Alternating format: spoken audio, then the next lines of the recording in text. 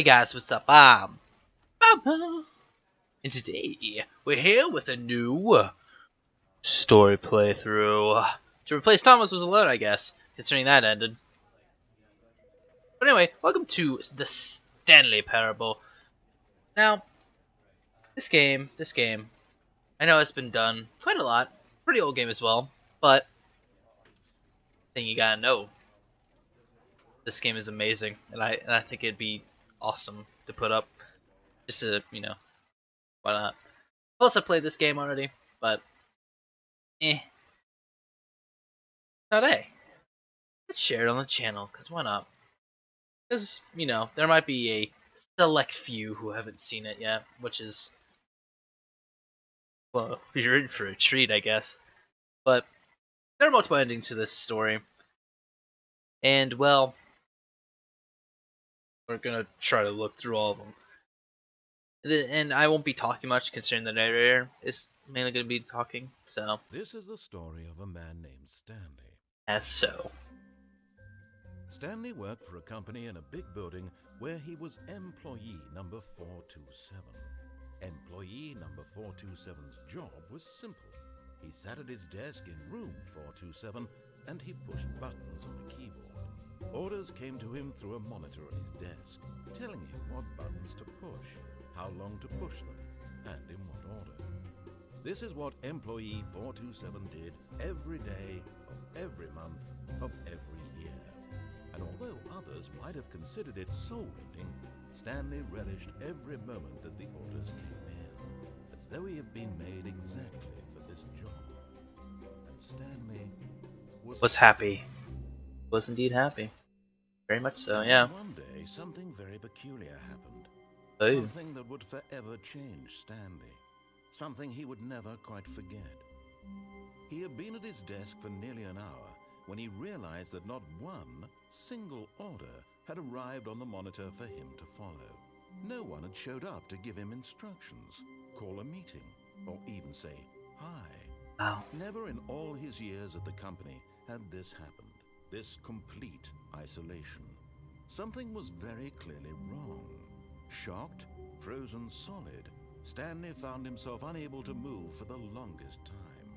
But as he came to his wits and regained his senses, he got up from his desk and stepped out of his office. Yes. Alright. What? But Stanley simply... No. No. That's an ending for another time. That's an ending for another time. Alright. Oh. Yeah, no. We're gonna save that ending. This episode is gonna be just, listening to the narrator. We're gonna go do different endings in different episodes, but, this one, all of his primarily. Gone. What could it mean? Stanley decided to go to the meeting room. Perhaps he had simply missed a memo. We're just gonna listen to the narrator for this first part, of course. So, yeah. When Stanley came to a set of two open doors, he entered the door on his left. The left, to the left. Yes. Quite nice. Yet there was not a single person here either. Feeling a wave of disbelief, Stanley decided to go up to his boss's office, hoping he might find an answer there. How to solve a dispute with a coworker. Let it ball up inside you, take it out passive-aggressively on other coworkers, and you didn't even... Okay. What do people want? Things. Money. More money. Things. But with money to buy more things? Graphs? Graphs about things and money. That is ingenious. A lot of percent. Charts and slides. Well, there's more so charts than either or. Neat. The thing I love about this game is that there's just these little things that make it really, really great.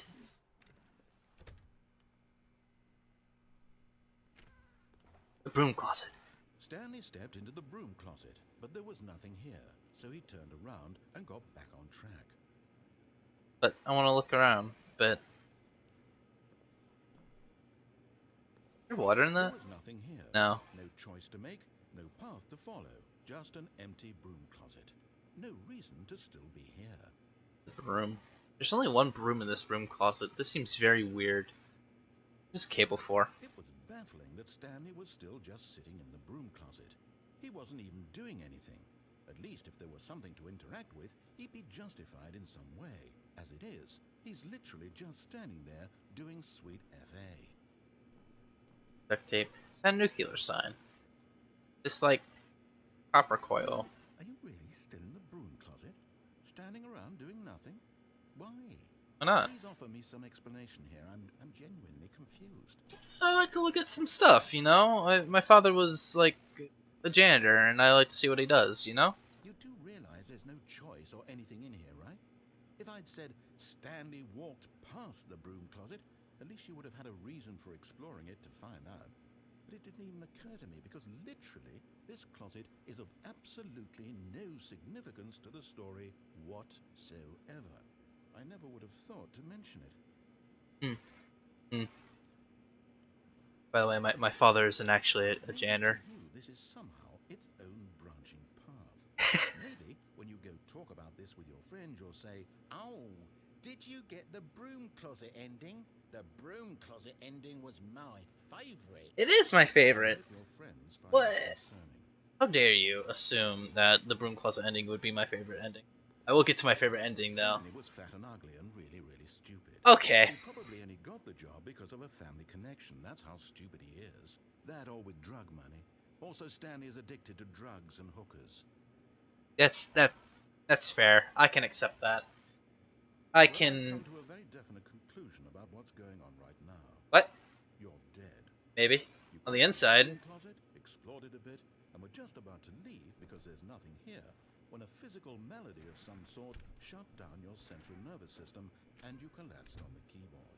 And in a situation like this, the responsible thing is to alert someone nearby so as to ensure that your body is taken care of before it begins to decompose. Hello? Anyone who happens to be nearby? The person at this computer is dead. Yeah, come help. He or she has fallen Yeah. prey to any number of your countless human physiological vulnerabilities. Yeah. It's indicative of the long-term sustainability of your species. Yeah, this Please guy's dead. remove their corpse from the area and instruct another human to take their place at the computer, making sure they understand basic first-person video game mechanics and Hey. filling them in on the history of narrative tropes in video gaming. No one's coming. So that the irony and insightful commentary of this game is not lost on them. Yeah, no one's coming, narrator. When you've done that, just step out into the hallway. Alright.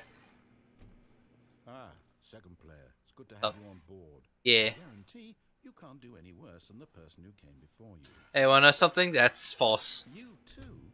Unbelievable. I'm at the mercy of an entire species of invalids. Perhaps there's a monkey nearby you can hand the controls to. Maybe. Fish? Fungus? Look, you can hammer out the details. I'm not particularly picky. I'll just be waiting for when you're ready to pick up the story again. Yeah. Okay. Okay. You know what? I'm gonna go do that then. Coming to a staircase, Stanley walked upstairs to his boss's office. Yes. Let's walk upstairs.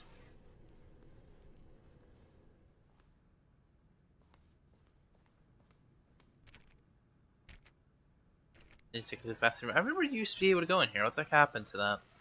I'm upset now. I am upset. To be able to go in here as well. What happened? Ah! Returning to his manager's office, Stanley was once again stunned to discover not an indication of any human life. Play the piano. Shocked, unraveled, Stanley wondered in disbelief who orchestrated this. What dark secret was being held from him? Well, there's no sheet What he music, could so. not have known was that the keypad behind the boss's desk guarded the terrible truth that his boss had been keeping from him. And so the Ooh. boss had assigned it an extra secret PIN number. 2845. Yet incredibly, by simply pushing random buttons on the keypad, Stanley happened to input the correct code by sheer luck. Ooh. Amazing. He stepped into the newly opened passageway. Yes. It is. The paint. What kind of paint this is? Just says paint. Whatever. That's neat. Go. Let's press that. Let's go down. Yay! Descending deeper into the Brr, building, brr, brr, Stanley brr. realized he felt a bit peculiar. It was a stirring of emotion in his chest, as though he felt more free to think for himself, to question the nature of his job. Why did he feel this now, when for years it had never occurred to him?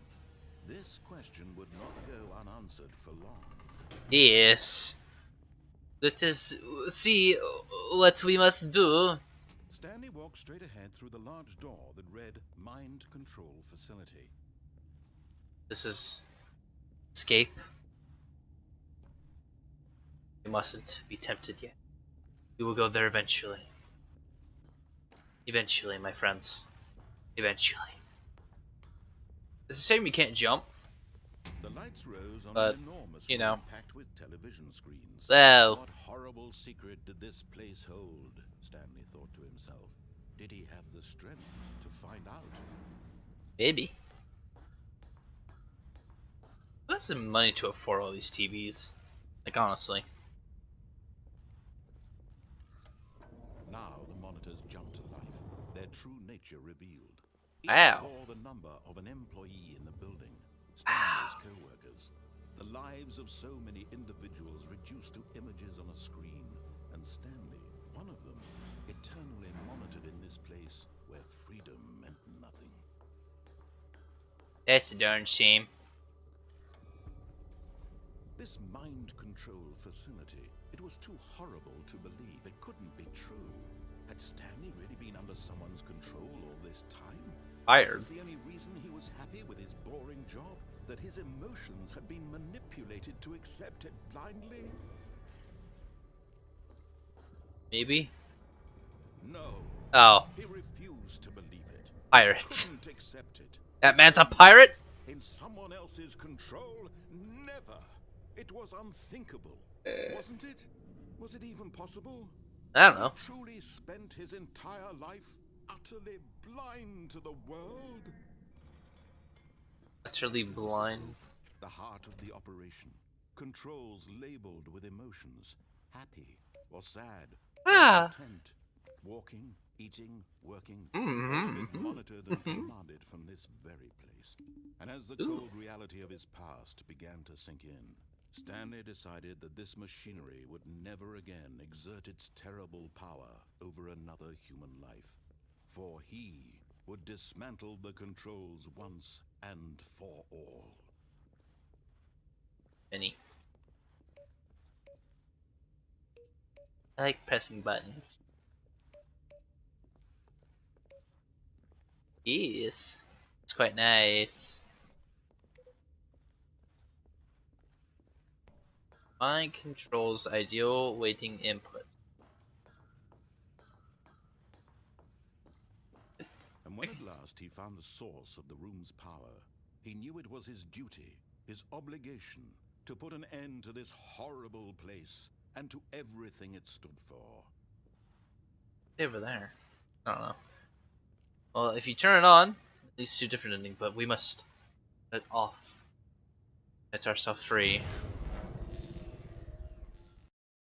I guess.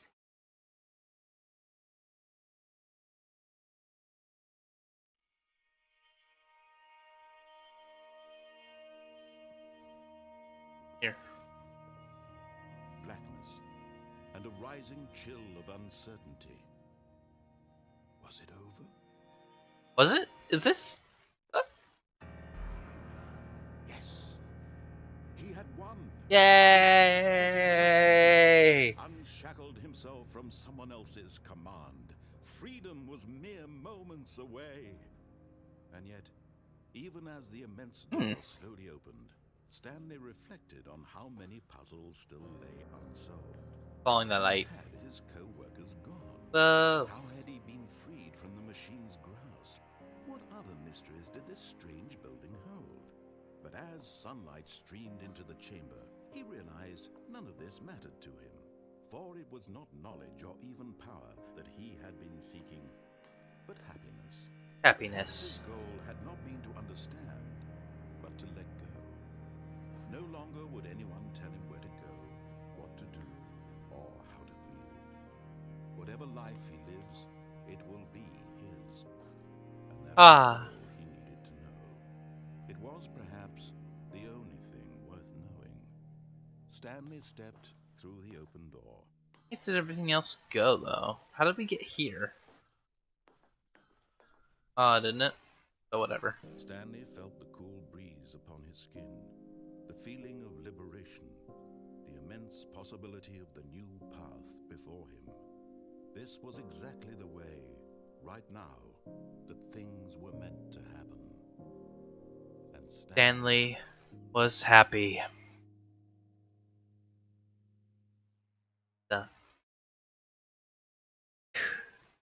That's such a good ending. I like the ending to that.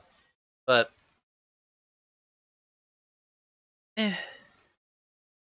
like it said, like the narrator said, you aren't meant to understand. You're supposed to meant to let go on that ending, which is basically the happy ending. But I mean, yeah. Well, that's one ending down the. I don't even know what this ending is called. Like the happy ending, maybe. Or we listen to the narrator. But next time, we're gonna opposite of everything the narrator says. Oh, oh, oh. That'll be fun.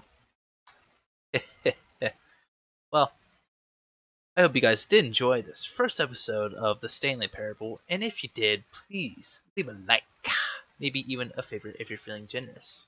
And please subscribe for more. The Stanley Parable. Skate Obama. Peace.